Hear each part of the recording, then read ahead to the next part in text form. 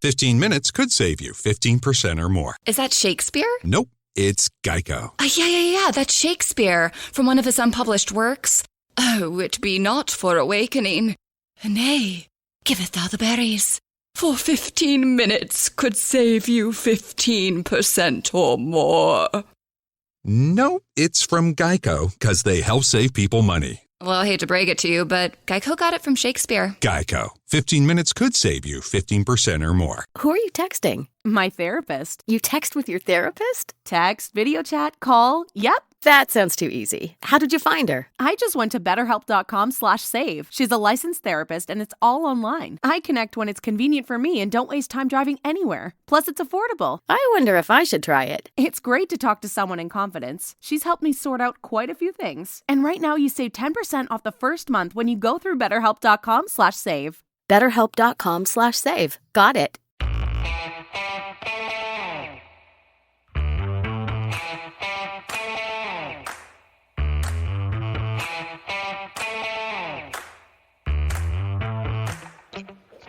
All right, it's time for another film study. The season's wrapping up, at least the regular season, so we're going to look back at Week 16's defensive performance tonight. Ken McKusick, how you doing? Life's good, Josh. How about you? I'm doing good. I mean, besides the little cold front in Florida, but I mean, I can't complain about 60 degrees, right? No, you cannot. It's actually pretty warm here today, right? About 55, Michael? Yeah, it was nice out there today. Got out for a little walk. I enjoyed it. Sunday morning was a first for me. I had ice on my windows. First time since coming to Florida. There you go. So, but it's beautiful down here again, and I can't complain thanks to the weather up in Maryland and watching some of these football games this weekend in the cold weather. It's doing okay. So joining us, like he does often, is Michael Crawford. Welcome back, Michael. Hey, glad to be back. Thanks for having me on again, guys. I guess I'm a long-time caller. Long-time guest, right? I can't say first time call, long-time listener, first-time caller. I'm long-time. We're thrilled to have you on again, Michael. Always a pleasure to talk football.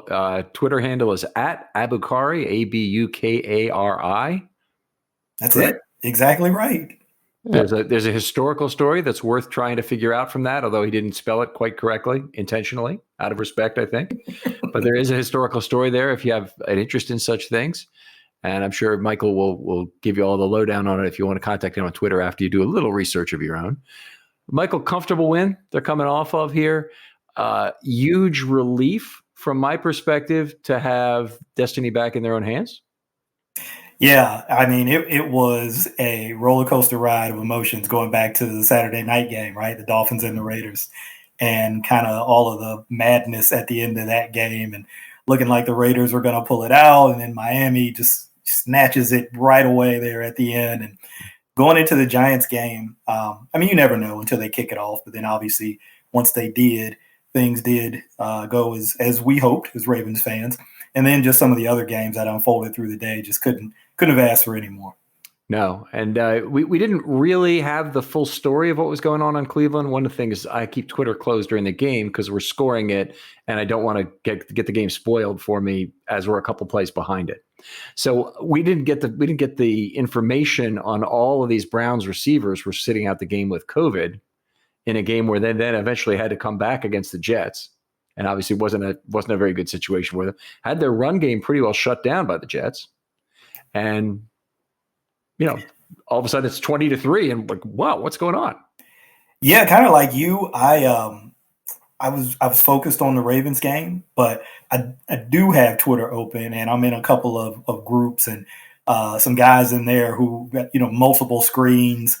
They're on, NFL Jesus getting the live play-by-play updates. So they're giving me all of the updates, like as things are happening from like all the games. I'm like, wait a minute, how are you doing this? I'm just trying to watch the Ravens, but it was keeping me in the know. So I appreciated that. But that Pittsburgh game did not look like it was going to go very well in terms of the way that it started, but they came through at the end there.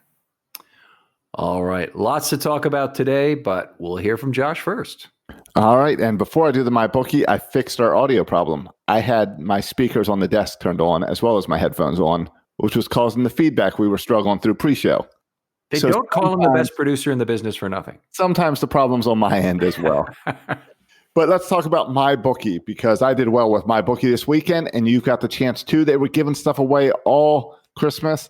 So now's the time to get on to see what the promotions are and what's ongoing for New Year's this weekend. And when you head on over to MyBookie and use your deposit, or when you do your deposit, use the promo code RAVENS, and they'll match you halfway to give you a head start on building that bankroll. You put in $200, and then they'll give you an extra $100 to play with. It's really simple to sign up, really simple to choose great things to bet on, whether you want to take the risky picks or play it safe and pick the projected favorites. Either way, you can make a little bit of money on MyBookie using the code RAVENS, so they know you came from Filmstudy. All right, thanks. So supporting the show, always appreciated at MyBookie.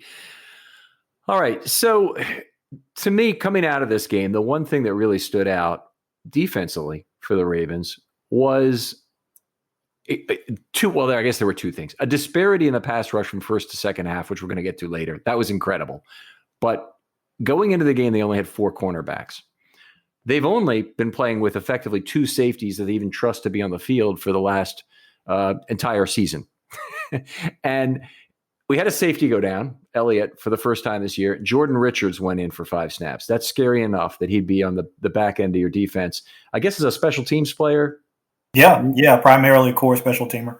Yeah, but the point being that playing free safety, he's not necessarily going to be the best at identifying where the coverage is going to go or where he needs to be on the back end of a bracket, but he might be a good guy to have his last line of defense as a tackler.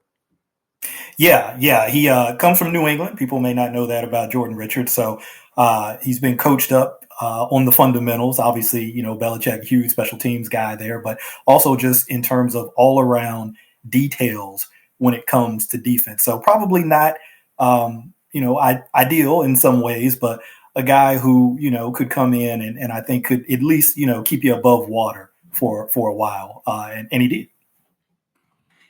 He held the fort down for 5 plays, so we'll give him credit for that. He did start 13 games. Let's see, let me have the correct number of games. He started 7 games for New England. He started 12 games for Atlanta in 2018.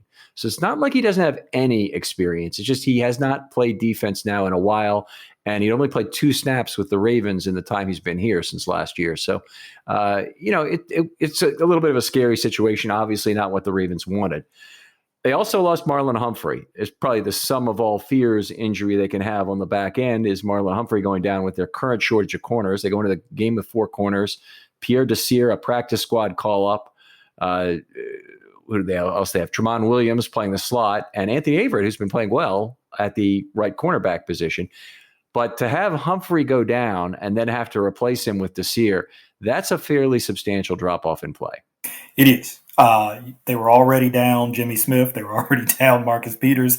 Marlon Humphrey was the man, and to see him go down was extremely, extremely concerning. Fortunately, he was able to get up and walk off under his own power and come back into the game. But yeah, that was an extremely nerve-wracking time. Yeah. He ended up missing 5 snaps, same as what Elliott did. They came back in the game. Well, when both of them were back in the game, the defense was, playing fairly well. Humphrey targeted a lot in this game, but was very good about not giving up receptions. He did have a pass interference penalty, another one that was the flag was thrown, but it was picked up for a PD in the end zone. That's now, I want to say it's 7 pass interference calls on the year for Humphrey.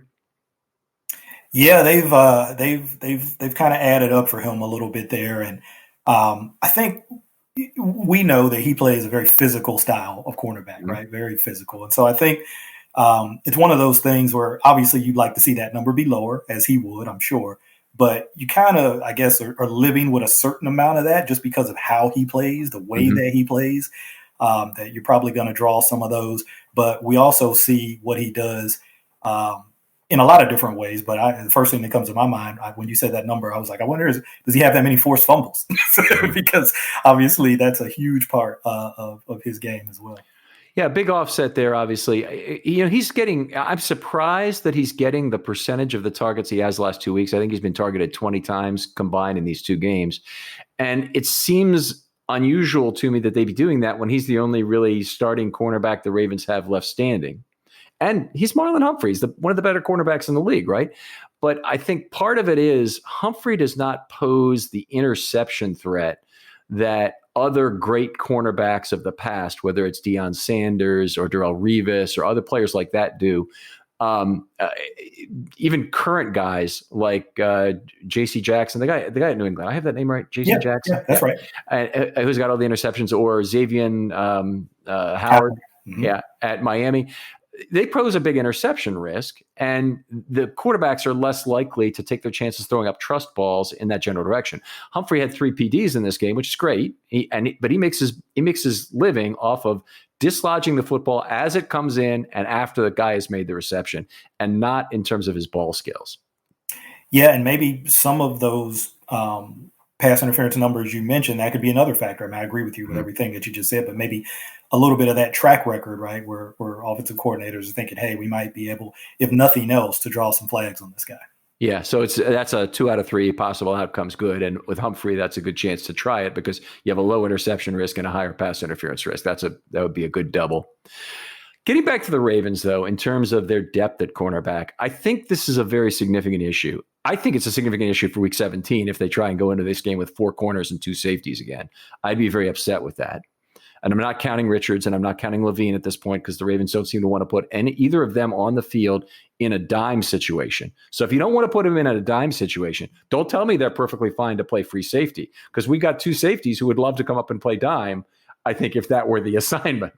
So if they don't want those guys in the dime, they're not guys they really want at safety. So it tells me the Ravens probably need 2 more defensive backs to enter a game and make me comfortable with the situation. So they either need to have a 6 to make 5 situation at cornerback or a 5 cornerback situation where they would also have a guy versatile enough to play either safety or corner. One of those 2. What I'm going to say about this is it may or may not matter against Cincinnati. It might, but it might not. But it sure as hell matters against Pittsburgh if that's the next team they play, because we saw what Pittsburgh did to the Ravens by putting their constant 4 wide receiver sets on the field. Yeah, my hope, it is a concern. I think I was telling somebody on Twitter, this was weeks ago when kind of the cornerback injuries really started to pop up, was that was the biggest concern for me was the depth at cornerback, because we know what can happen in this league when you start to lose quarterbacks and you're going against the better teams in the AFC and the better teams in the league who like to throw it around. So it's a big concern for me as well. I'm hoping that these couple of weeks where guys like Jimmy has been unable to go and Marcus Peters has been unable to go, that hopefully we'll get these guys healthy, even if it's not for Cincinnati. Hopefully they can get those guys healthy going into the playoffs, and you can at least have those guys, Tramon Williams, maybe get Terrell Bonds back. I don't know the latest on his status, and of course you got Anthony Averett, who you talked about, has been playing pretty well. So I think if you could get back to that level, you'd feel a little more comfortable than you definitely feel right now. Yeah, I mean, I'd be happy with Averett as the 4th corner, Bonds as the 5th. That's where I am right now in terms of being happy with the level of play. And Averett's a terrific 4th corner.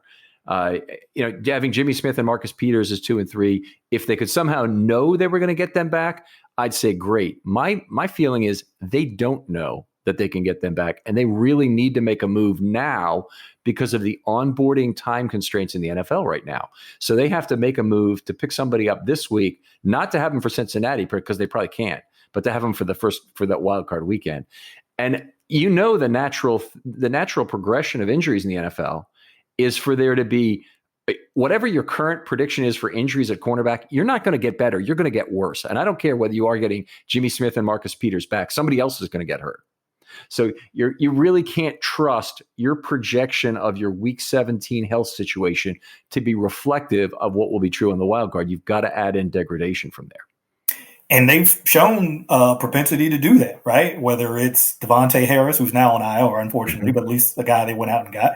Tramon Williams, a guy they went out and got. Pierre Desir, a guy they went out and got. So I don't think that there's any hesitancy on their part to try to go out and find those guys. Just as you're at this point in the season where quality cornerbacks, even replacement level cornerbacks, they're not just out there waiting for you to come snatch them up. It's going to be tough, but hopefully they can find somebody to give them that insurance that you're talking about. Well, that's absolutely right. I mean, every option out there is at the replacement level or below. So right now, I'm not asking for them to get a good cornerback. I'm asking them to get a cornerback who has some time understanding their system before they get. And I, at this point, we saw what happened to Terrell Bonds when he played against Pittsburgh. Pass interference, 3 for 3 on catches. It's not an ideal situation, but if that's the fourth corner and we could be sure of happening, I'd be happy with that right now. Yeah, I'd be happy with him. Yeah. Anyway, I'm also fearful that against teams like the Chiefs, like perhaps the Bills, but maybe not as much, and definitely Pittsburgh, that run a lot of this bunch formation stuff, that you can no longer afford to have Board and Queen be your guys that are playing both on third down, or even Board alone, because he's really the issue, because they play him more as this proxy dime back, oftentimes as the only inside linebacker. And I think that's a losing strategy when the season comes up. And we're going to go through this, and Board had a great game. No two ways about it right here. But I can't have Board as a pass rusher only against Mahomes and Roethlisberger, who are perfectly happy to be in an empty formation and throw it around. No, we know that those teams will find those weaknesses and target those weaknesses. We've seen it. We've watched those games. It's not hypothetical. We've seen them do it.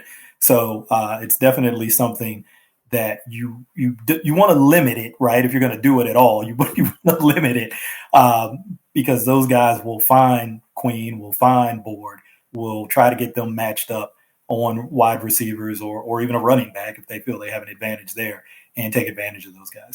Yeah, it's even a lot of the bunch formation stuff is they're things that are more difficult for these linebackers to master off the line of scrimmage. To try and figure out how do they not only get to the guy they're supposed to cover or stay in the area they're supposed to cover. Sometimes that could be a problem, but also having to negotiate that rub or pick is more difficult for a linebacker than it is for a faster defensive back who probably is more used to understanding what the mechanics are of that. I know Board played safety and whatnot, but also is faster with the makeup speed to catch up if something goes wrong. Yeah, I think the mechanics of it that you mentioned is a huge part, right? Because when you get into those bunch formations, you see defensive backs do that all the time, right? Where they're communicating, how are we going to play this, right? Are we going to lock it and everybody's going to follow their man no matter where they go? Are we going to do a lock and level? Are we going to play a box? Are we going to play a banjo? Right? There's all these different techniques that you can play, and that stuff has to be communicated. And it has to be understood by everyone that here's what we're doing, here's what that means, and then it has to be executed. And obviously DBs are just going to have more experience doing that because that's what they do.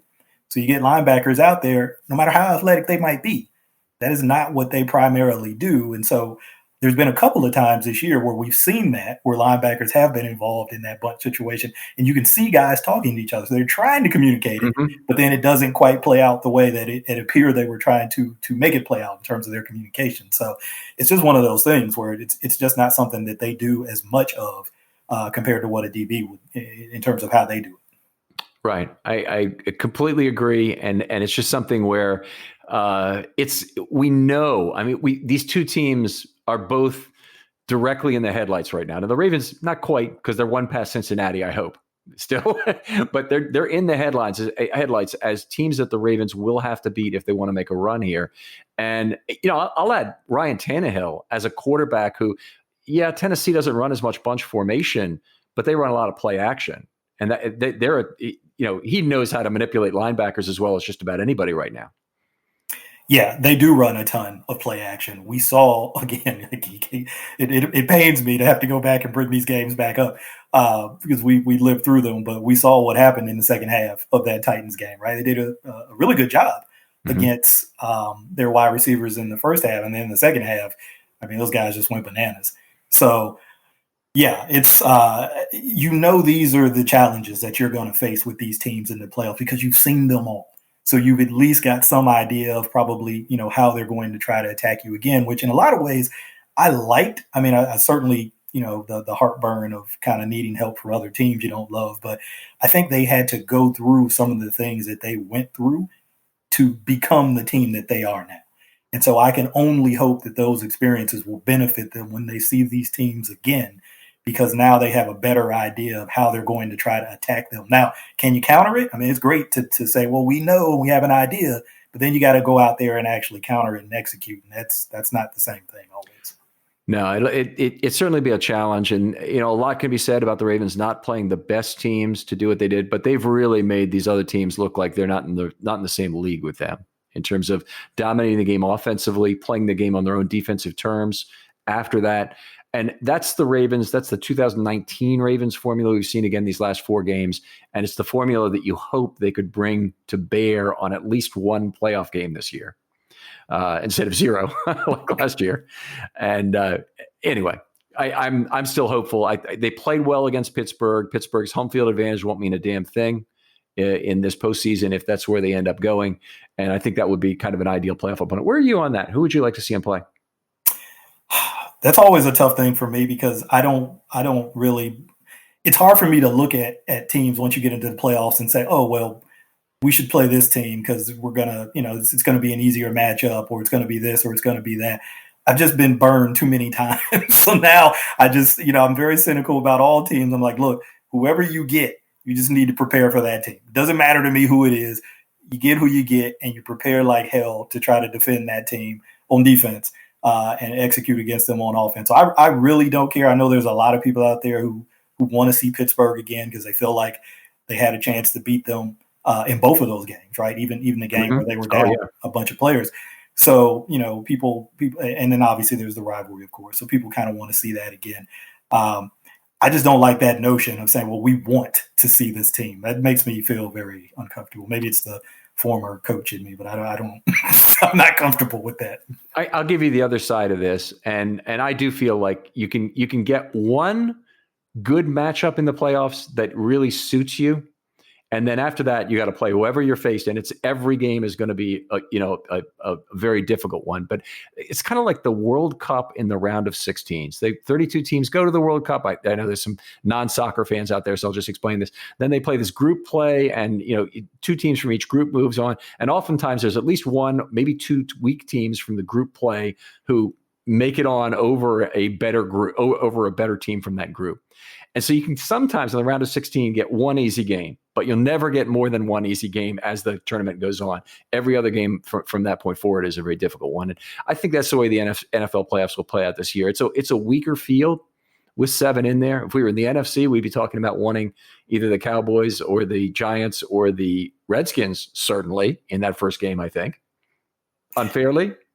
No, I don't think so. I think that's fair. I think you look at those teams and even me, I'd have to admit, hey, if you got to choose between teams like that and, stronger teams, yeah, you would take your chances with one of those.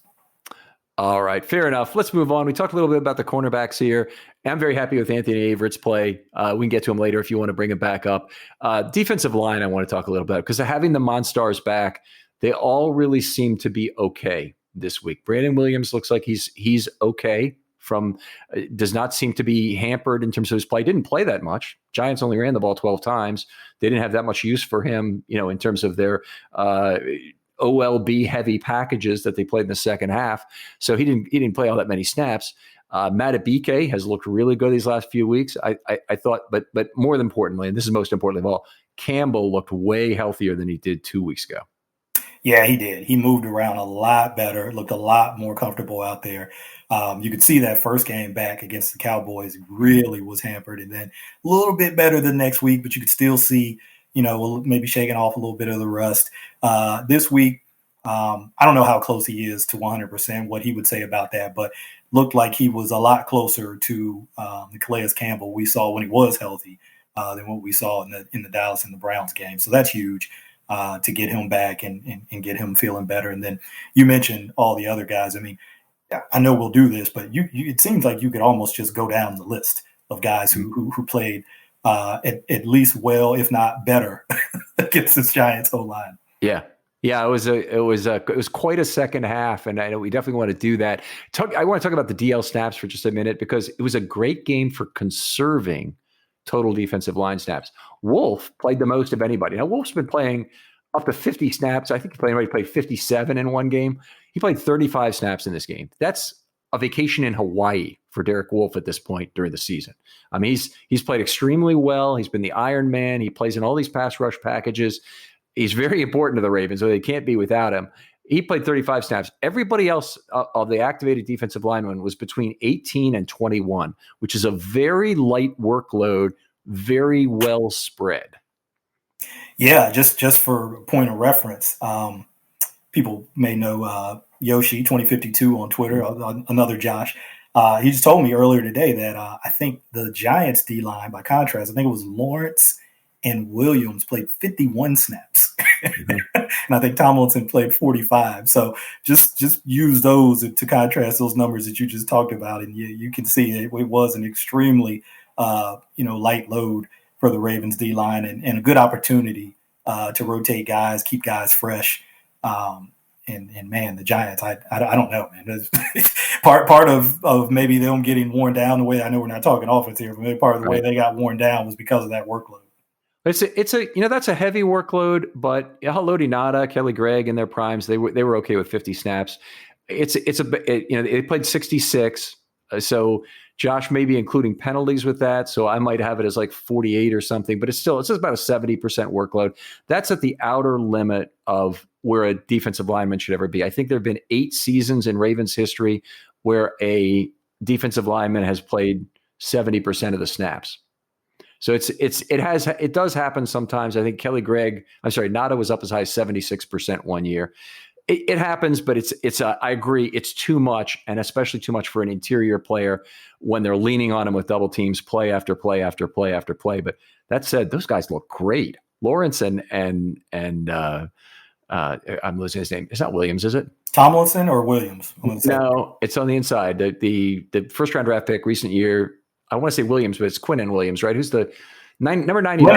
Leonard Williams. There you go. Yep. Okay. They're outstanding. They're unbelievably good. They gave the Ravens offensive line a lot of fits in the game. So I don't think it was that they didn't play well. It's just, I would agree. I would try and avoid playing any defensive lineman for 51 snaps. Yeah. Like you said, having 600 pounds lean on you play after play after play, no matter how good you are, is going to take a toll. 1.96 defensive line snaps per play. That's back down towards the number they were at last year, which was the franchise low. Not quite there, but anytime you can play less than 2 snaps per play, it's like you're playing a less heavy package than a standard nickel every play. So that's really good. If you could play the standard nickel every play, you just get 2 snaps, 2 defensive line snaps, and then you'd really be conserving. But they did a good job. They only had a handful of snaps where they played 3 defensive linemen the whole game. I like the conservation. I like it. Yeah. Gonna need that. So when you can do it, I guess the reason that matters to me is because there are going to be games where that's not going to be the case. You just talked about that. Yeah. And so where you can steal these opportunities to maybe keep guys fresh when you know those other games are coming are pretty important to me to be able to do that when you can.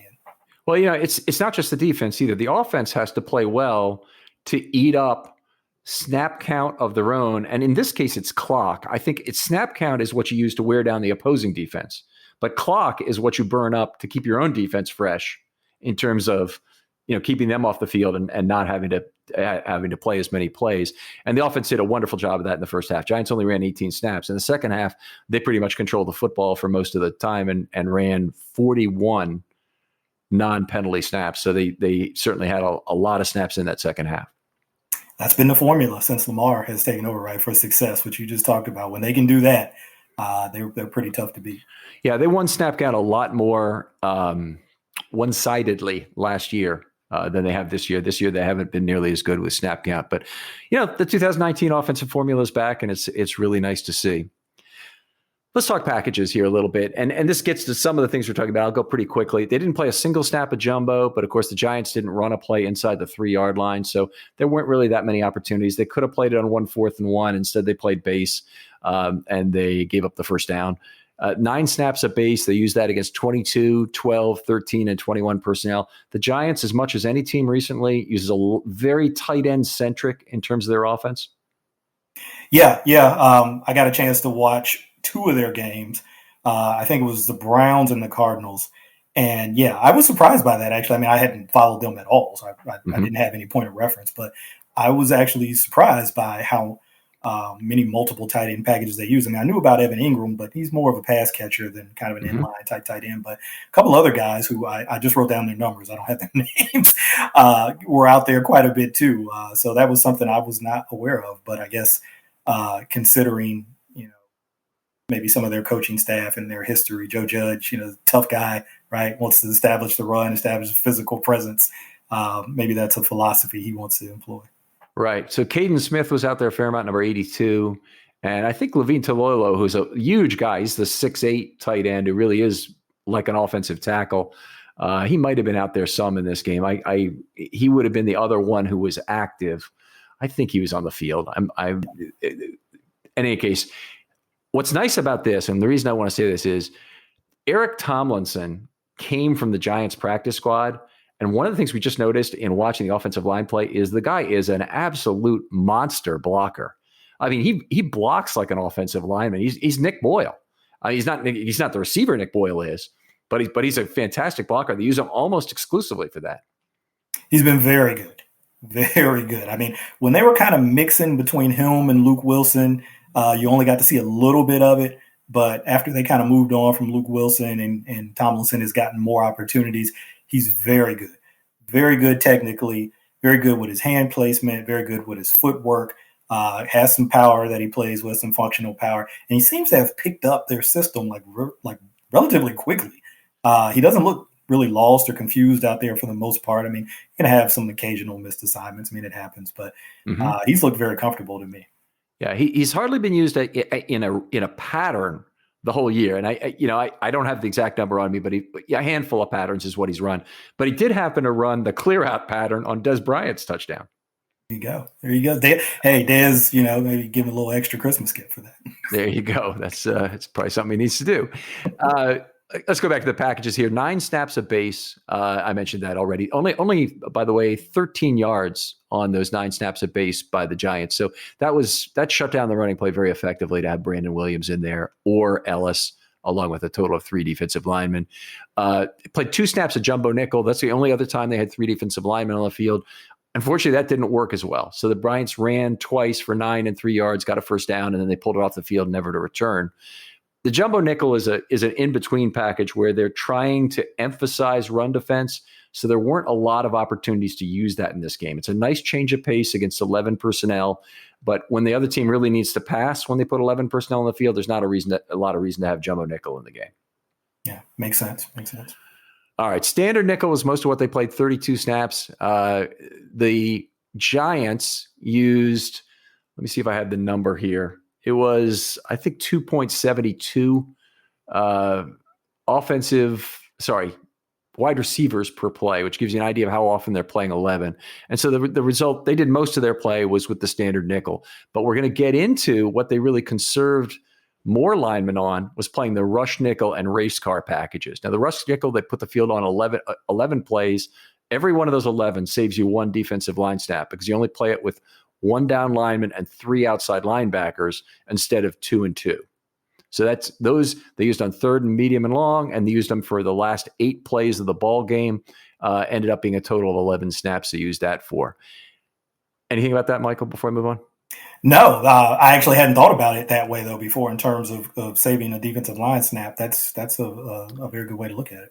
Yeah, so it's definitely one of the contributors. I always have to balance that out when I'm looking at how many DLs they played per play. The race car nickel, 4 snaps. That's with 4 outside linebackers on the field. They still use either Wolf or Campbell in the middle of that formation, or at least they have this year so far. And so that saves you only 1 DL also, but it's still 15 snaps where they don't play one when they have, 11 snaps going the other way where they played an extra. So that you can see where the savings in defensive line is coming from under 2. And then, of course, the Ravens had their infamous 12 men on the field where Judon couldn't get off the field in time. Mighty frustrating. Yeah, was that the one that he had a penalty on that in terms? I mean, in addition to being the 12th man, was he offsides or something? He had a bad day of penalties, obviously, but this one he was sauntering off the field, I would describe it as, and was far too slow getting off. And they ran the play normally. And Michael, you've seen this before. I guess may call it when it's in the defensive huddle and they have 12 men on, they just throw the flag right there. Yeah. But if they're coming off the field as the play's about to be run, they don't call it right there. So I don't really have that kind of a grounding in the technical penalty rules like that to know exactly why they would call it. But it gave them a free play in this case, and they ran a 13-yard pass play. So frustrating. Anyway. Yeah, it was weird how they approached that in this game because they called it that way with him, and then there was the one where Ngakoue was trying to get off the field, and he trips over the wide receiver, right, and they stop it, right? And then Joe Judge is all upset because he's like, "Why are you stopping?" So it's a little weird how they approach those. Yeah, I guess they must have seen that. The other thing is that if the Giants had made a change, then the Ravens are entitled to change too, and that includes getting your players off the field, not just the new ones on. So the officials have to hold that ball up for a meaningful period of time. And the only response necessary to Joe Judge is you made a defensive change, or you made an offensive change. Sorry, they get to go off. And then Ngakoue obviously was pissed about getting tripped on the play. Yeah, I'm not a lip reader, but looked like Joe said some things that weren't very nice. The mask reader, yeah, that's what you have to read. All right, let's go on and talk a little pass rush, because this was, to my mind, it was the story of the game, was this sharp dichotomy from half one to half two, and it's just totally weird to me how it worked out. First half, Daniel Jones had 11 ample time and space opportunities, got the ball out quick twice, and 0 pressures. That's an 85% ample time and space rate. Now, you guys have been listening to this show for a while, know a pretty typical rate in the league right now is about 1/3, 33%, 35%, right in that range.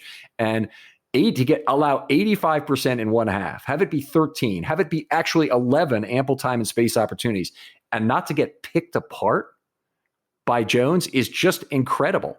I mean, to not succeed with that kind of opportunity set. And you're playing with, I don't know, your 4th, 5th, 6th corner out there. Yeah. So to have that amount of time, to have those guys, no disrespect to those guys, I mean, they're in the league, so obviously they can play, but still they're not starters, and that's for a reason. You'd expect there to be more passing yards and sort of more efficiency that came out of that. But that's really strong. I was looking at the notes that you sent before the show, and I'm like, all right, let me read through. I had no idea it was 85% though. That's crazy. Yeah. So anyway, in the first half, the Giants shot themselves in the foot offensively in a lot of different ways. They had 3rd and 7. They ended up getting a 10-yard pass 2 plays later, but it wasn't until after they've had 10 yards on 2 false start penalties that kind of ruined that drive. Then they had the big drop on 3rd and 4 that cost them a first down. They had a huge shot one-on-one with Humphrey down the middle of the field with Shepard, where he was even and leaving as that ball was thrown. I don't know if that ball was on target, but it looked like a nicely aired out ball down the middle of the field that I wouldn't want to see what the outcome was if I saw how cleanly Jones got it off. Yeah. Yeah, I don't know. After a while, it just started to look like bad luck or something. I'm like, how are they not able to take more advantage of these opportunities? And like you said, he's got time. He's getting the ball out. Seems to be throwing it relatively accurately. Receivers are creating at least some separation, or at least gaining some position. But it's just not happening for him. Yeah.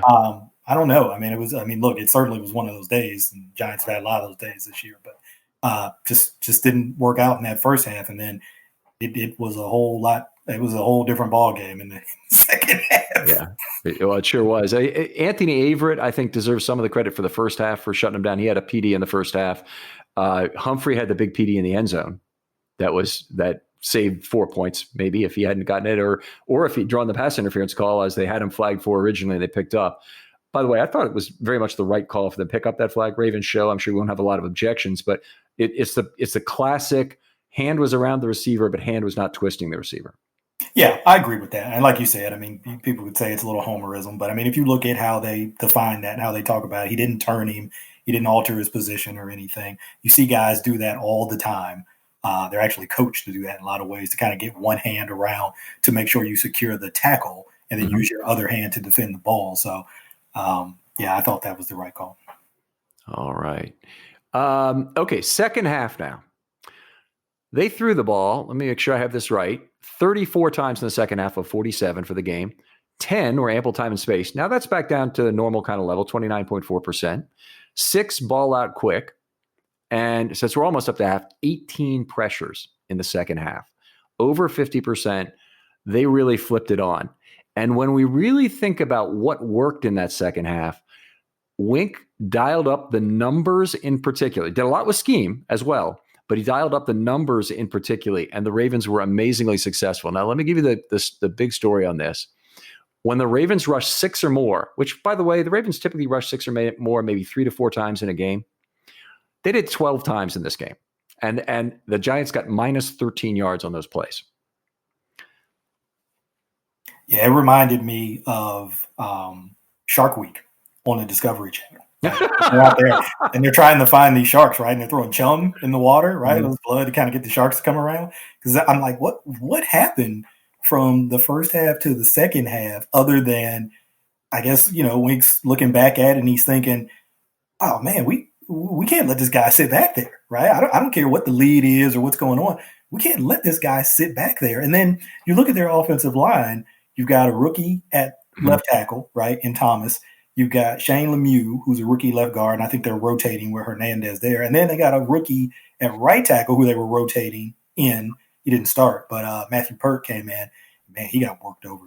But I think when you've got that out there, and I remember telling somebody as I was watching those previous 2 Giants games, I said, look, I think their offensive line is going to have a lot of trouble identifying what the Ravens are doing. That's exactly it. And it's a cohesiveness thing in part, but there's something else going on. Is these guys do not know how to play freaking football at this point. I watched Thomas, Lemieux, and the right side Pert, but also the starting guy, 75 Fleming. Yeah.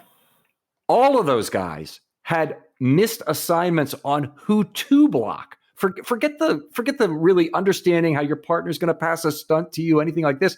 They have 2 guys coming at them, and they block the wrong guy. They block the outside guy when the inside guy. Or one time, he looked outside, tried to block, turned back inside, realized that's the guy he's supposed to block. This is on the right side. Missed them both. So it showed up in the Cardinals game big time when I was watching. I mean, they had 5 sacks in that game, so obviously. But when you looked at how they happened, they're just free runners, right? They're just guys just running scot-free. Look, if you get beat, right, if you're actually blocking the right guy and he beats you, okay, that's one thing. But when you just got free runners hitting the quarterback, that's an identification issue. And for me, I was like, if they're struggling to do that against a team like the Cardinals and a little bit against the Browns, and they don't employ nearly as much deception and crowding the line with all the guys at the I was like, there's no way that these guys are going to have success against Wink, because he's going to show everything. And he didn't maybe do it as much in the first half, but in the second half, he just opened it up. Yeah, he lined them up. They only had 1 rush of 7 in that whole first half. They didn't rush otherwise 6 or more at all. So 11 of them were in the second half. So that was fun. They had 34 blitzes from off the line of scrimmage in this game. Now, that doesn't mean they weren't rushing tons of people from on the line of scrimmage, because they only had 4 times where they dropped 2 or more from the line of scrimmage. That is very un-Martindale-like. Martindale loves to set up the simulated pressure and drop it off. But in this time, he wasn't simulating pressure. He was sending it. So he'd send 6 guys line of scrimmage and they'd all go, or 7 guys line of scrimmage and they'd all go. Yeah, and I know sometimes people don't like those off the line of scrimmage blitzes, especially when they're coming from depth. I mean, the ones kind of coming off the edge from like a nickel or stuff like that, people don't mind as much. But the ones that are maybe coming from a little bit more depth, people don't always love. So like, oh, that guy's never going to get there. And sometimes that's true. But something that I heard recently that I had never thought about was a defensive coordinator, and he talked about just mentally what that does to some quarterbacks. Not all, right? Just show them color. Yeah, show them color, and then the velocity, right? The speed at which this guy is coming creates a different thing mentally, right? It's one thing when the guy's at the line of scrimmage and you kind of see him, and you're like, okay, I know just from experience kind of how much time, I got the clock in my head. When you see this other guy coming from depth like a missile, it just speeds you up. You're like, oh my God, look how fast this guy's running. So I had never thought about that before. I'd always kind of been in the camp like, okay, yeah, it's cool when it gets home, but rarely does because they're coming from so far away. But they said, really it's about the court. You know who it was? It was who's the guy? He's the Eagles D-line coach now, but he'd coached Detroit. He'd been in Tennessee. Jim Schwartz. Jim Schwartz. It was a clinic that he gave some years ago. And he talked about, and he was giving it to a bunch of he was doing it at an offensive line clinic. So he's talking to a bunch of offensive line coaches about, kind of how he approached the game from a defensive coach's perspective. And they were talking about pass rush. And they were like, well, what's the first thing you do when you're looking at evaluating, another team's pass protection? He said, we didn't even start with the offensive line. We started with the quarterback. How does he react to how does he react to different things? Because they like, look, at the end of the day, that's what matters, right? Mm-hmm. If these guys are getting the ball out real quick, it doesn't matter whether I can put my guy here over your guy or do this or do that. None of that matters if that guy is getting the ball out, quicker than we can get there. So it all started with studying the quarterback. And, it's on YouTube. People can search it out there. Just put Jim Schwartz in defensive clinic and learn a ton of stuff, regardless of what you think about him and record and stuff like that. The guy was really knowledgeable. So sorry to derail us there. But all coaches pretty much are knowledgeable at whatever their discipline is. Martindale has done a really good job, I think, in recent weeks, realizing when you can't get to the quarterback. And they, went through this long 5-game drought of not really getting any pass rush. 2 Roethlisberger games. Roethlisberger gets the ball out as quickly as anybody. Rivers gets the ball out very quickly. I mean, you just have to adopt a different strategy when it goes to that. Even Roethlisberger, even at his age, the complaints about him making really bad decisions with the football have all come since that 11th win against the Ravens. And so the first 2 games, I thought Ben was extremely confident looking from an empty backfield in leading them back in the game in Baltimore, which is really one of the Ravens' real disappointing losses of the year. I thought in the second game, it was more a fact of the Ravens were just severely undermanned with the COVID situation being what it is. But boy, I think Martindale, getting back to the point, has been extremely good about matching game plan with quarterback.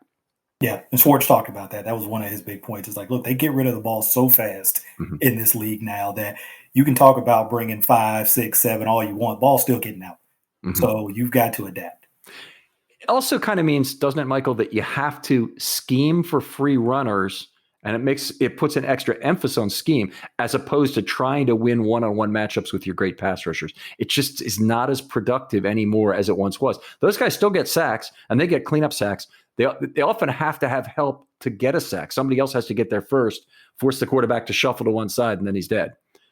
Yeah, I agree. And I think Wink is as good at that as any DC in the league, at scheming free runners, because he's going to know your pass protection inside and out. And you saw it. I mean, you charted the game and did your article. I mean, they're running kind of standard 2-man twist. They're running 3-man games. They're doing all of these different things to not only create those individual matchups, but also create free runners, right? You'll see oftentimes when they do that 3-man game, they'll isolate a tackle and a guard, right? And get both of those guys blocking, create a gap, and then rush another guy through that empty gap, whether that's Queen or somebody else. So he's so good at getting free runners because I think, to your point, he knows if we just line up and just try to bash heads all day, we're not going to get there a lot of times. So yeah, even stunts take a little bit of time, but Jones does hold the ball for a little bit longer. He's a more normal kind of time. But the archetypal, like, tell me as a lawyer what the correct word is, the prototype, the archetype, the most germane example I can give of what you're talking about in terms of a stunt was a 2-man stunt they ran on McPhee's, two-way stunt on McPhee's sack. And on both sides, McPhee and Campbell were the unders on their 2 sides. And both of them were the ones who derived the advantage and got to the quarterback almost simultaneously. I love to see that. I love to see the under guy winning. That's when a stunt game is really working, because your under guy makes that play by getting in there and forcing what I always describe as 2 45-degree angle blocks that are slightly off center from each player. And then when that other player peels around with a little bit of speed, then one of those blocks has to peel off. The other guy is severely disadvantaged against the original crasher, the pick player, the under player, whatever you want to call him. And that guy is often the one who comes up with the good opportunity for the sack. On that play, it was both of them got the good opportunity coming off that. I love to see that. Yeah, it's something I want to take a look at this offseason. I've done it in past off seasons, but I haven't gone through as many games as I wanted. But I think that underneath guy, they have, some people call it the penetrator, and the other guy's the looper. That person gets sacks more than you would think, right? You think they're setting a pick and kind of giving themselves up, and that's not really the case a lot of times. Oh, no. It's very often the under guy has the better advantage. I mean, it's nice to have players who have the quickness, and the Ravens with Judon, Ngakoue, I would put Matabike in this class as being quick enough to take advantage of it, and certainly Bowser are terrific. And you talk about second level players like Queen, if you want to include them in that group as creating problems for a stunt. But if you have guys like that, those under guys are going to get tremendous opportunities. And the Ravens have had a number of great under players in the history. They've had Tim Jernigan fell in that category. They've had Trevor Price was in that category. They've had Sam Adams was in that category as being a guy who had the quickness and the thunderous first step to cross somebody's face and create huge disadvantages. But when you have two or three of them, like the current Ravens have, it's like an additional critical mass that completely is messing up opposing offensive lines. It's very fun to see. Yeah, messed up the Giants O-line for sure. All right, let's move on here. I'm sorry to hold us up with extra storytelling there. How about we talk some, by the way, highest deceptive pass rush rate of the year for the Ravens in this 13 total in this game. I think we got everything that I wanted to really talk about. Individual player discussions. Bring a player up. You know the formula. Who's your guy? All right. So I know there's going to be a lot of defensive line types to talk about, but we mentioned this guy's name a couple of times. So I want to give him a little plug here. Anthony Aiden, right? Mm-hmm. People will probably focus on the touchdown, right? It's always kind of those plays that stick with you, and you think, oh, how can you say he played well? Guy gave up a touchdown. Look, tough situation, right? They were on the 2 or the 3 yard line. You get that route that starts off by stemming inside and the receiver breaks back outside. You're looking for that quick slant, right? You're already in a very confined area. You're expecting the ball, all of that, right? But look at the other plays. Look at the PDs. One of those I really thought could have been an interception. Mm-hmm. I think he's a guy that has just gotten better and better. And for me, it's like he's right on the verge of going to that playmaker level, right? He sees things and he's breaking on balls. He's jumping routes, but he's just still a beat late. It's almost like he just doesn't completely trust it yet. But you see the ability there and you see that trust and confidence kind of growing. So if, like we talked about earlier, you get these other guys back healthy, but there's still a role for him, he could be a really important part of what they do back there in the secondary. I trust him as one of the fourth cornerback, as the fourth cornerback, which means he might be one of the regular cornerbacks against a 4 wide receiver rotation that Pittsburgh in particular could throw at you. I think he's a guy you probably end up wanting on the outside as opposed to the inside, but somebody else has to move to the inside if the 4 cornerbacks are Smith, Peters, Humphrey, and Averett. I mean, those are 4 outside guys, plain and simple. Humphrey's shown some adaptability to the slot. There really isn't anybody else. It really, I think, would have to be Averett moving into the slot and not Peters or Smith if that were the case. Yeah, I agree. I think if somebody had to go, and if it was only one guy, it would probably be Humphrey. If it's 2 guys, then yeah, I think you're right. It's going to be Humphrey and Averett inside. You're not going to see, more than likely, you're not going to see Peters and Jimmy in there. But it depends on the call. If you're playing true, like full lock man where you follow your guy wherever you go and your guy's inside, then you'll be inside. But I think in general, you're probably not going to see it shake out that way. The other thing I'd say about Averett is the progression. Year one, I thought he did exactly what you'd hope a rookie corner to do drafted in that round. Played 65 snaps, played pretty well in that thing. I thought, this is a guy, we got to keep an eye on him. He might really work out. Second year, moderately regressed, did not play well against Arizona early in the year, had some other playing time opportunities where he was okay, but not great. And then this year, I think he's taken a pretty substantial step forward. And people will look at that Dallas game, look at all the off-coverage receptions he gave up, but that was the defensive game plan at that point. They were playing a very soft zone. They allowed Dallas a tremendous number of plays between 10 and 19 yards. Only one play of 20 plus yards that whole game against that receiving core is, I think, very good. And obviously the Ravens in control of the game were in part controlling pace by forcing those throws in front of Averett. Yeah. I know it's an intangible and sometimes people don't like those, but to me, the whole key to what he ultimately becomes is confidence. He's got the ability, right? The physical ability is there. We can see that. It's just trusting in himself, trusting in his ability, trusting what he sees, because he's seeing things now. He's seeing routes, right? Not just go get the ball. Just go get the ball and make a play. Yeah. Very, very excited about him. Let me pick a player. We better talk about Chris Board. He's certainly on my MVP list here. Got a lot of pressure in this game. He blitzed a fair amount. but he didn't blitz as much as, say, Queen. That just the difference was he had a lot of rush opportunities that were from the line of scrimmage and as that outside player where he was unblocked. Now, that's great if you can get those. And I don't give him all the credit. What I do give him for the credit for is finishing. So he got there. He got his hands on the quarterback. He took the quarterback down. Those were great finishes. One of his really good plays, which didn't end up going as a sack, was at the end of the game. They had 3rd and 10, I believe, because this play brought up 4th and 7. Clark actually got the pressure unblocked off the offensive right side, I believe. Board came from the left side, cleaned up for what essentially was a sack for +3. Would have been his 3rd sack of the game, but Jones made it 3 yards past the line of scrimmage. He doesn't want to get tackled for any kind of inbounds play that's less than 10 yards on 3rd and 10. Anyway, that brought up 4th and 7, and that was ultimately their last offensive play of the game. Yeah, Board looked really active in this game. He's looked more comfortable this year. Obviously, he's had some opportunities in previous years to play a little towards the beginning of the season, and maybe hasn't always looked super comfortable out there, but he's definitely looked more so this year. And he had a couple of those rush opportunities where it was him and Tramon Williams coming off the same side. And like I said, they're trying to isolate that tackle and that guard and occupy both of those guys and then bring a free guy. And he, I think, benefited from some of those. And you mentioned Queen. Man, Queen could have had a couple of sacks. He ran right past Daniel Jones a couple of times, but we save that for another discussion. Sure. Board, to me, in coverage has not been terrible the last, I don't know, half dozen weeks or so. But to me, it's still a struggle for him, and it's more of a struggle than it should be for a guy who's otherwise could be replaced by a safety. When I say that, I'm saying that I love having his pass rush in the game. I thought he really brought value to the Ravens that way, but I would really prefer if the Ravens had a 3rd safety, so at least they could choose by situation in the game. And I don't mean down to distance.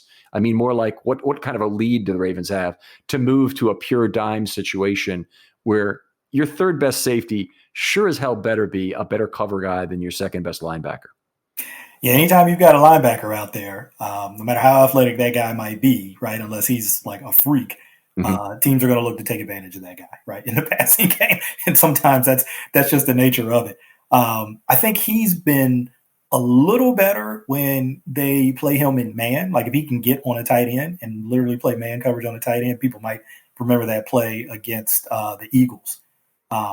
Made a really nice play against one of their tight ends. I can't remember if it was Goddard or pass defense on maybe a slant or really nice play. And he's had some of those when he's able to play tighter sort of man coverage, but when he's off and kind of in zone, it's been a little bit more of a struggle. And honestly, it's such a generalized problem for linebackers. I don't want to put this all on Chris Board, but he has no idea what's going on behind him in zone coverage. No idea. But it's true of Queen too, is they have really no idea of what they're looking at the line of scrimmage and what route combinations are likely to evolve from that. And I know I've said it a bunch of times on this year, but that's something, if you didn't appreciate CJ Mosley for that or Ray Lewis for that, even when he had no speed at all left, he understood what route combinations are coming, and he knew where to possibly get in the way of that pass. Yeah, it's a really difficult thing to become good at as a linebacker in the NFL, because think about what those guys are primarily taught to do in terms of reading things. Oh yeah, right. They're primarily run players, number one. Even though now, obviously you have to play both, but they're taught to read and react. Right, you see things, you see color, you see movement in front of you, and you attack it. Right, so you have to really kind of take a different approach in coverage, because you almost have to know what's happening in front of you is the cheese, and you can't take it, but they take it. So it's just one of those things that I think with younger players, it takes time. One of the other guests on our show has explained it to me a different way. He says they need to take linebackers who don't recognize the play action tells right away, need to take more read steps. So they're naturally taking a step towards a play, step towards a play, step towards a play, and it's taking them one extra step to decide, hey, wait a minute, that ball didn't just get handed off. It's coming back my way. So anyway, I love that description. Your turn. So I'm going to talk another guy we mentioned, Justin Madubuike. I believe he got his first sack. I think it was his first sack of the year in this game. But really, he's been playing well for a couple of games now, creating some of that interior pass rush. And in a lot of different ways, right? He's shown some power, shown some strength in there, also shown some quickness and some explosiveness in terms of being able to be really sort of that first step quickness, getting up the field, and then some violence too with his hands, just getting guys' hands off of him, kind of ripping up under guys. So I don't know that they've had that in a while, right? That kind. I mean, Pierce and B. Will, different kind of guys, right? When they're rushing the passer, different kind of guys. So that quick sort of interior 3 technique pass rush, I don't know that they've had that in a while until this year, and he's given them some of that lately. I mean, they've certainly had guys in the past, but yeah, you're right. They haven't had it in a while. And these last 2 weeks have been remarkable in terms of Madubuike's ability. Violence of hands, you mentioned, I love it. He had 5 pressures in the previous game. I believe every one was a one-on-one win. Okay, that's fantastic for one. Like that, yeah. Okay. This game, his only sack was a one-on-one win. It's the one sack in the whole game that didn't fall into some sort of scheme, overload, yada, yada category. He just beat Shane Lemieux, got his arm over, hands violent, right past him to the left side and was gone. I love to see that because you can only scheme so far. Eventually you have to win some one-on-one battles. And even if he's not winning him in the pass game, he needs to win him in the run game too, to make those tackles easily and be able to shed those guys that are opposite him. All right. Yeah, I love that choice. Great pick. I'm going to take, let's talk about Matthew Judon, because certainly an up and down game for Matthew, a great high bend, and something like we don't often see from Judon. At least I don't identify it with him as much. He got low under the arm of a larger right tackle to make that sack he did. Yeah, he flashes it. You're right. You don't see it a ton. Flash might be the best way to describe it. You might see it a couple times a year, but every now and then you'll see it. And when I see it, it always surprises me because, like you said, I don't necessarily think of him in that way. And I'm like, man, he's really flexible. He really got low on that. Maybe it's just right combination of circumstances. I don't know. But you see it a couple times a year. Obviously, you saw it against Pert. Had a really nice play on a screen. Yes. Where he had to fight through a couple of blocks. And even when he got through, he was in a position where I'm like, well, he's still not going to make that tackle. But somehow he gets a hold of Shepard's leg. I think it was Shepard. Mm-hmm. And he just won't let him go. Right. That was in a bear trap. Yeah. So much I loved about that play. The first thing was his recognition immediately was fantastic. That didn't mean he was going to be able to stop it, but he saw that, wait a minute, no pass rushing is that easy. And then he looked over and he sees the other lineman. And his immediate response is, the ball's going right there. I need to get by that lineman. And he did. So those 3 linemen who were out in front of the play, totally vestigial in terms of they didn't impact the play in any way, shape, or form. He got to Shepard just a little bit after the ball does. And of course, Shepard went down just as you described for a loss of 5. It's one of the great Matthew Judon plays this year, but his screen recognition is something the Ravens will really miss next year if they're not able to re-sign him. Yeah, and we know they've been susceptible in the screen game in terms of defending it, and that's the biggest part of it, in my opinion, is the recognition. Because if you don't get to it at that point where he got to it, you don't see it as it's developing and get there before the ball is thrown. It's too late at that point, unless you're able just to make a blocker miss or just overpower him or something like that. But typically, it's too late at that point. So we know Suggs was a guy who we appreciated for years, so many years, who could just see that thing before it all developed. It's like he knew the play, right? And be in a position to knock the ball away or pick it off or tackle the guy for a loss. So we were really spoiled by that. But yeah, you're right. That's something that we would miss if they're not able to retain Judon, and that's discussions for another day. It makes me a little sad to think about that being a possibility. But hey, they're in the thick of a race. We're about to be in the thick of a race, and that's where I want to focus. It's sad for me to put off this discussion because Suggs the Sorcerer would be a great topic for a short, except it would be a long this offseason to talk through all the things he could do.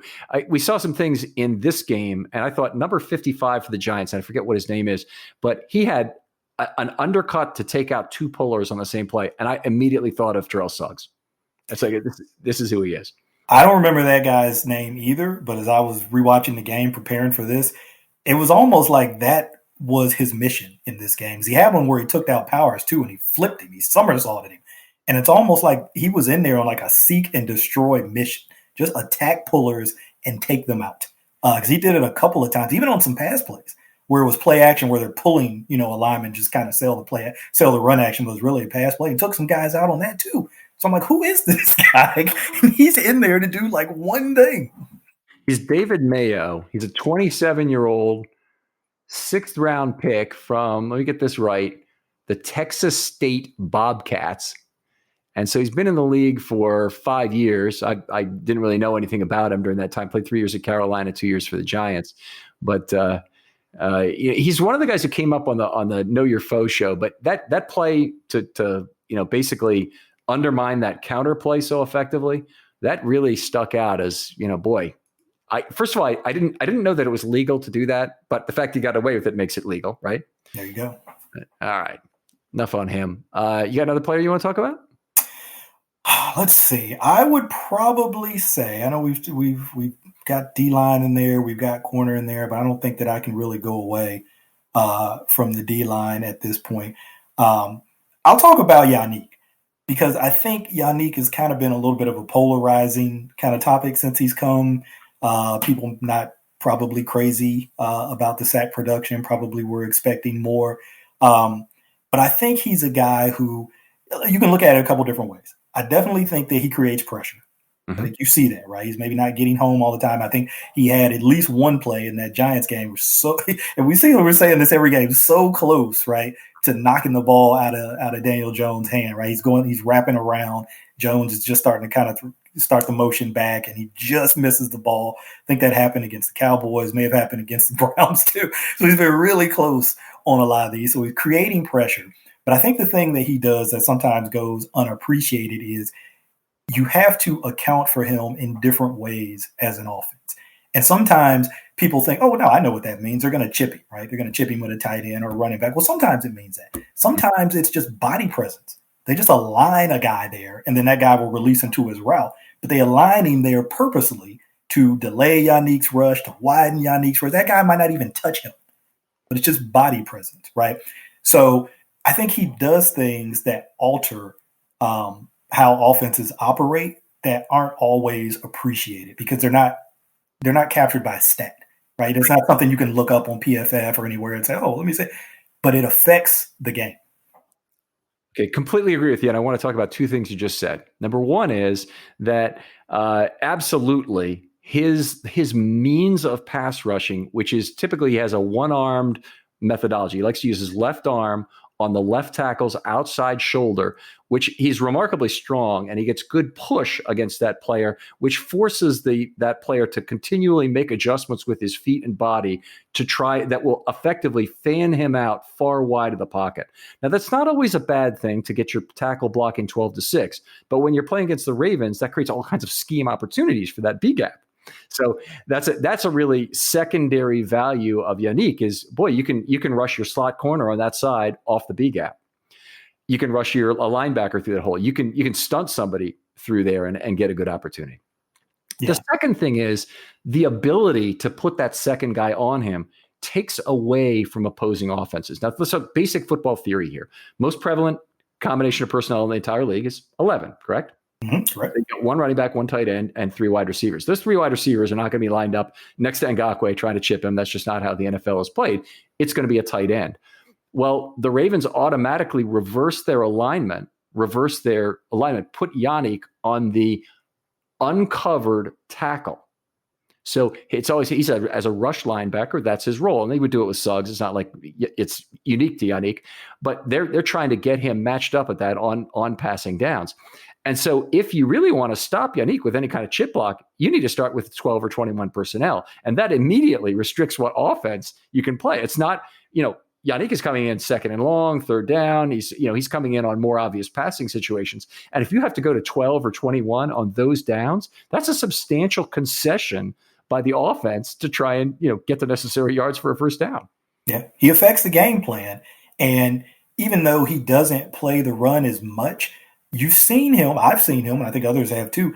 He's starting to play the run better. He had to play in that Giants game where I think there was a puller that came to his side. He had to kind of take that guy on.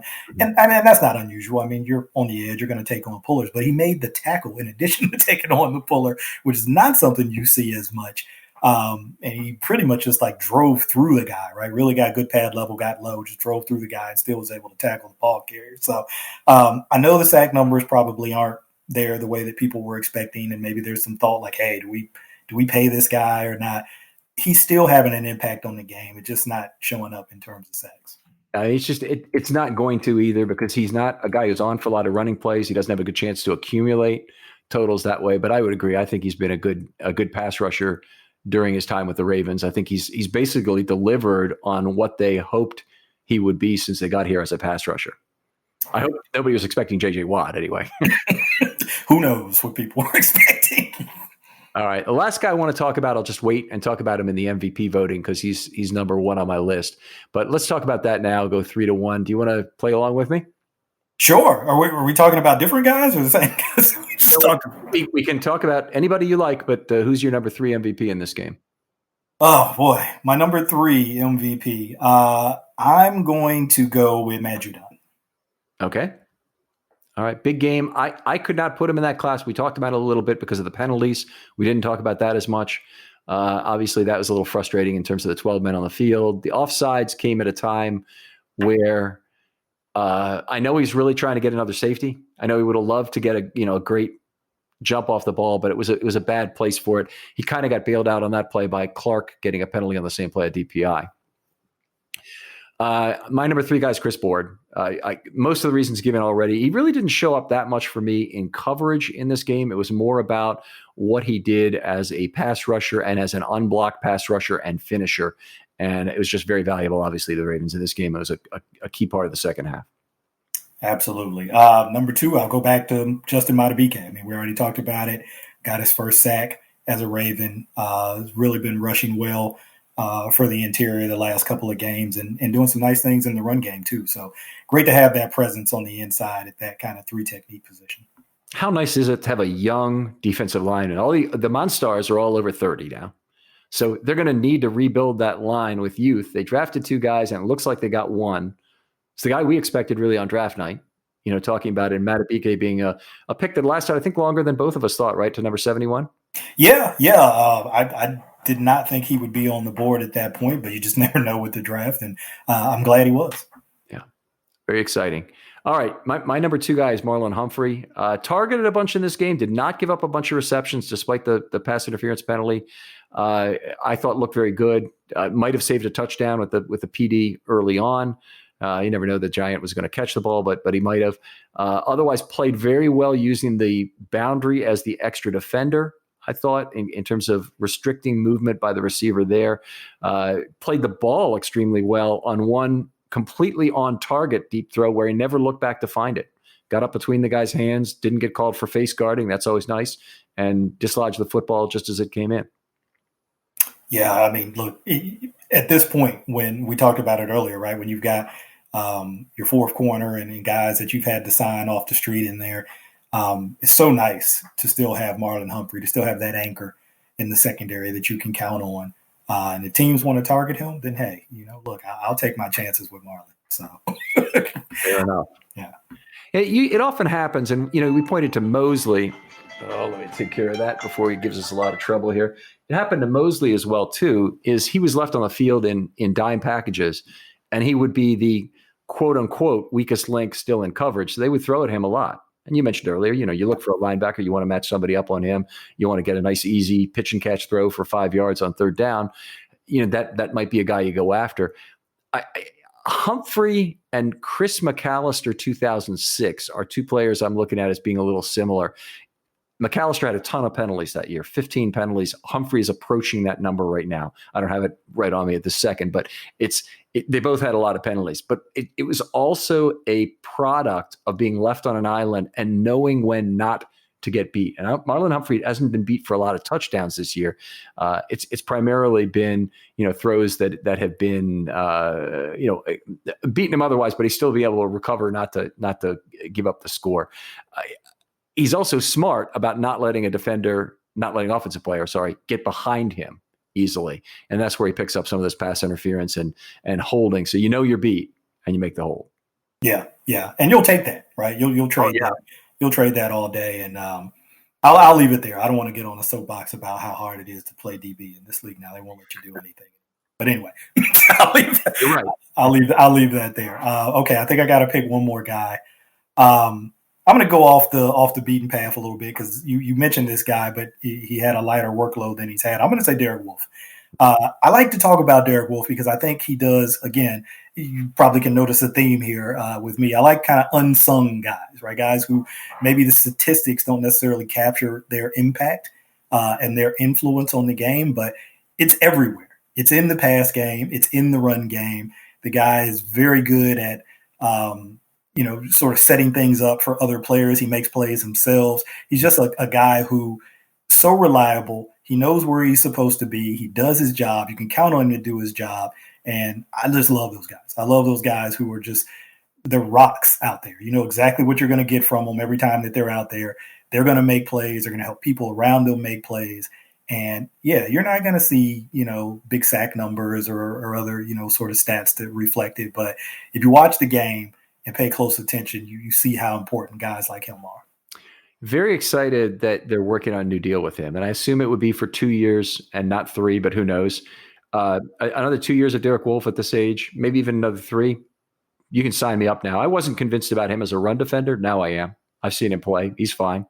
And he's as advertised as a stunt under player, and the Ravens can use more of those, even though they have Campbell and you could probably perhaps put Matabike in this class too. We'll see. I just think it's you can always use a critical mass of those guys rather than just having one. Absolutely. And we've been spoiled, right, in the past with guys like Brandon Williams and Michael Pierce. Different body types now than we have right now. Yeah, very much. It's run defenders. I hear what you're saying. My number one guy is Chuck Clark. A terrific game, and we haven't even really talked about him here. He is, as much as Derek Wolfe is, part of the Rock of Gibraltar for this defense, Chuck Clark is it. He's the defensive captain. He's the one calling all the signals, holding it together, played every snap this year. A guy has been remarkably good. He had 2 pressures, a quarterback hit in this game. He took down Ingram on a pass for 0. He had a pass interference call, but he also drew an offensive pass interference call. So that kind of evened the ledger on that. He did have a hold that was similar, very ticky-tack, unfortunately. He was in there with pressure that led to that sack +3 of boards. That was the second to last Giants play of the entire game. And of course, he had the big undercut of Ingram's route that was on their 4th and 19 play that ended that drive. So it contributed to drive ending plays and also had 2 third down plays where he stopped the player a yard short of the sticks, I should say. That's a terrific day of football and deserves to be celebrated. And Chuck Clark's just been so good. He's been on my list of 3 MVPs only a couple times this year. But boy, if I had to pick an MVP for the whole year, there's only a handful of players, and Clark would be one of them on my list. Can't go wrong with Chucky Clark. Definitely can't go wrong. He's another guy who fits right in that category for me of guys who kind of unheralded coming into the league. I want to say he was a 6th or 7th round pick, earned his bones on special teams. And it was funny to hear, they do those mic'd up Ravens Wired episodes. It was interesting to hear Anthony Levine talking to Geno Stone, who I think actually got waived today. But it was in the Colts game. And he was telling him, like, hey, you know who was sitting here next to me just a few years ago? That guy at 36. He was sitting right here next to me doing the same things that you're doing out there now. And he was telling Geno Stone, hey, when you're out there in the game, you don't have time for all of this thinking, right? He said, I'm quoting him. He said, run like hell and hit something. And he said, if you do what 36 did on special teams, you can be out there on defense too. So he said, Chuck was here with me just like we are now. You can be that, right, if you put in the work. So love to see those kinds of guys earn those opportunities and then, really get out there and are able to show what they're capable of. And we've heard guys, Eric Weddle sing his praises, Earl Thomas when he was here, sing his praises. Yeah, well, that didn't end quite the way that you would have hoped this year. But in 2019, when they signed him, he talked about, hey, why they bring me here? This guy, knows everything. So, I couldn't say enough good things about Chuck Clark. It was a great pick. And, it is a 6th round safety. And whenever Ozzie picked a 6th round safety, it's the next great Ravens dime back. That's what I always think. Mm-hmm. So if he picks that guy, that's why I was so hopeful for Stone. In part was, it's a DaCosta pick, I understand, but he still understood that you can get a really good safety for that exact position who can also be a core special teamer at that point in the draft. And Chuck Clark was that, and then he blossomed into something much, much more. And we're coming up on the end of this year. Do you think they need to try and think about extending Elliott at this point? Obviously played the whole season, hasn't been hurt for any appreciable amount of time. He's done with 3 years. He's obviously he's draft pick, so he's signed for the 4th, but this would be the time if they want to get a deal early. Yeah, I'd like to see that happen. I think that he's played well. Look, I mean, it's his first year really in kind of that expanded role as a starter. It's not going to be perfect. If that was your expectation, that was unrealistic. Mm-hmm. But you want to see growth. You want to see him get comfortable with the defense, with making calls. And I think he's shown all of that. So, yeah, I definitely think that it's time to do that, because we know if he takes that next step, then the price tag goes way up. Oh, yeah. Right. Way, way up. And we might be seeing that with Tyus Bowser. And so sometimes you have to maybe, get that done maybe a little earlier, just a touch earlier than maybe you totally feel comfortable with. But I don't know. I don't think that they have a bad thing to say about him. I haven't heard anybody from the team or coaches or even teammates have any bad words to say about him. Did a great job with last year with all the third-year players getting signed. And it would be a shame if they didn't let kind of a positive cap situation allow for a couple more of those, because I think there's players who understand the COVID risk they're taking, that it might be 2 years they have to play to get a good contract. Yeah. And so they'd be willing to sign for 3 years right now at a discounted price. And the absolute top end of what Elliott can earn is something less than Clark. So we're not talking chart-topping numbers, but we might be talking maybe $7 million for 3 years, including the year he's under contract next year. Yeah. Which is only about $1 million or whatever. And then a couple more years at $3 million. I would think that would make both sides happy, but who knows? Yeah. You just never know. Sometimes, guys see themselves differently than the team sees them, for sure. Certainly as fans see them. So you never know, but he seems like a guy who really likes it here, would want to be here, as long as he could. And hopefully they are able to work something out. All right. Well, Michael, I love you, but we've got an hour and 20 and we got to get to the mailbag here. Josh, we have anything? It takes thousands of hours to become an astronaut. Right, Nina? Oh, I'm not an astronaut. I'm a design consultant at the Container Store. But you explore space. I help you find space with our Alpha Closet systems. And you're an expert. Pretty good at it. And you use satellites to communicate. I'm doing more virtual in-home closet designs, but I wouldn't say... We salute you, astronaut Nina, for helping us find space. You're welcome. Hurry to the Container Store to save 30% on all Alpha systems. At the Container Store, where space comes from. 3, 2, 1. Happy New Year! A new year is right around the corner, and you can get up to 50% off clearance at Academy Sports and Outdoors. And for those New Year's resolutions, find great prices on all the fitness equipment you need. It's the perfect time to save big on what you need to do what you love. So what are you waiting for? Shop up to 50% off clearance at Academy Sports and Outdoors and Academy.com before these amazing deals are gone. Excludes firearms and ammo. Oh, yeah, we've got a few in here. First up, the defense appears to be struggling. Do the numbers overall show you that the defense is struggling, and why? Do you think it's a scheme or a health issue or something else?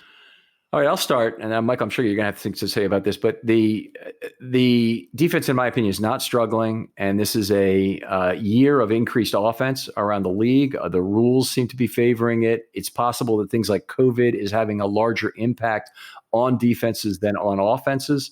And I think there's definitely been a tangible increase in the number of points. And I think your expectations for defense has to be a little bit lower right now. Yeah, I had a similar discussion with somebody earlier in the week, and I really tend to look at points allowed. And this person, of course, came back and told me why that's a flawed way to look at it. And I said, well, look, I'm never going to pretend to be the smartest guy out there, but goal of the game on defense is to stop the other team from scoring, right? And I want to say they're fourth. They were maybe third or fourth in points allowed going into that game this week. Maybe it's fourth. I think they were third last year. So, I mean, I don't think they're too far off that number. Now, you can look at other things and you can say, well, what about yardage and what about this? What about that? And yeah, sure, I'll grant you that. I'm not going to deny any of that. But I think all of the things that you talked about have to be considered in terms of context, right? Injuries, COVID, rules, scoring, All of that stuff has to be factored in. And again, if it's the 20, and then the conversation I had with this person, it was the reference to 2019. It's a historic season. If that's always going to be your frame of reference, everything's going to fall short. It's just the way it is. Yeah, I agree. And points per drive, by the way, up all over the league. So, but I still agree with what you're saying that in terms of offensively, if you're trying to get to that level, we might wait a lifetime. All right. Have you seen players with tackling problems, such as Queen, who has 22 missed tackles, get it fixed? Or is it something that's unfixable for Queen? Okay, I saw that question before the show, and I intended to do some research on it. And then we finished our offensive line scoring literally about 3 minutes before I jumped on with you guys.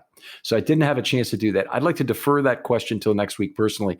But I can't immediately think of a guy who had big tackling problems early in his career who got it fixed and became the most sure tackler you've ever seen. But maybe you can think of someone.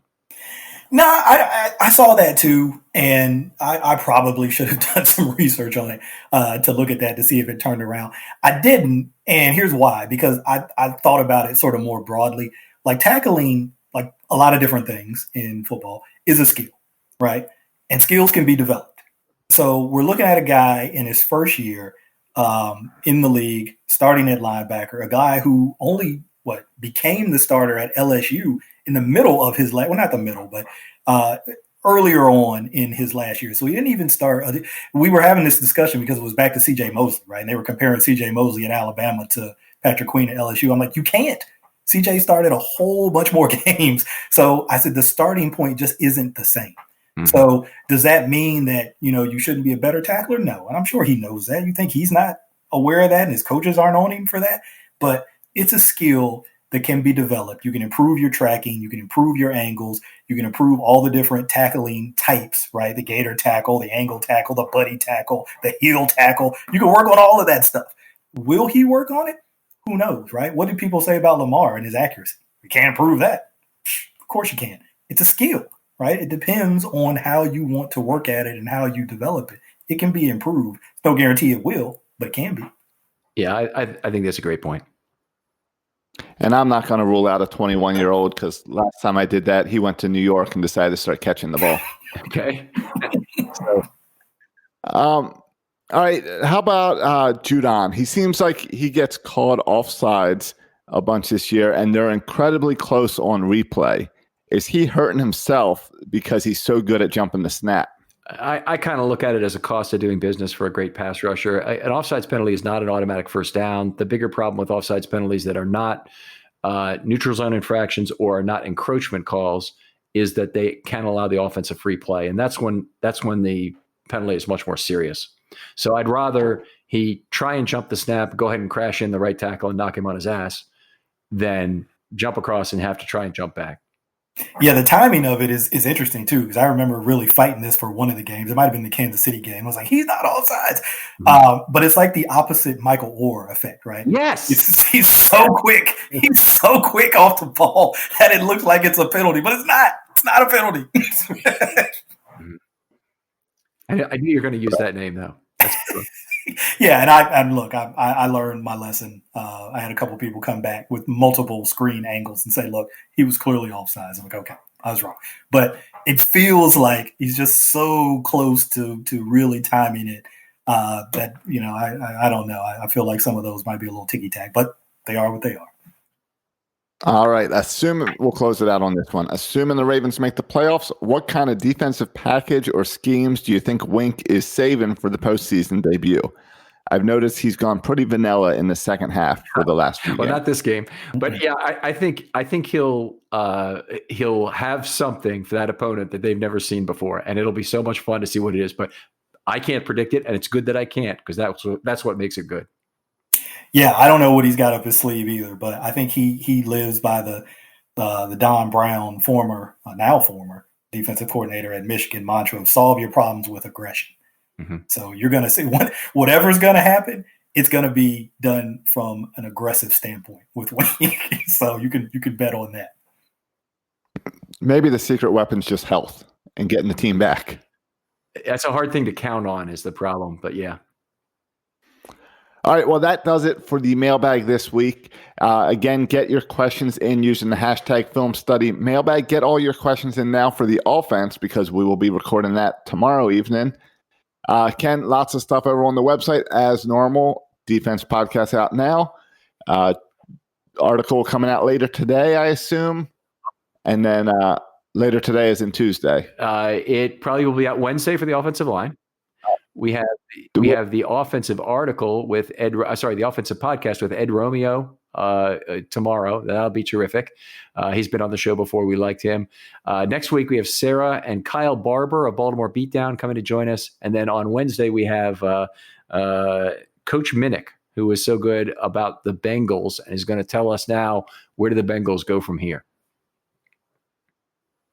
All right. Well, that takes care of this week. Make sure you're going on over to filmstudybaltimore.com. Make sure you're telling people about the show, doing that 5-star review on iTunes. I'll look up a couple to share on the next episode. One more thing to plug here before we go. Make sure you take a look at the gallery section. Brent Dawson is doing some terrific work that creates visualizations for a lot of things in the defensive articles, along with a lot of his own things about Lamar Jackson and where his passes are going and stuff like that you'll really enjoy. But some great visualizations there. Take the time to take a look. All right. And Michael, share your Twitter once again, and if there's anything else you want to promote. At Abukari on Twitter, Abukari. Nope, that's where you can find me. That's where I do most of my interaction.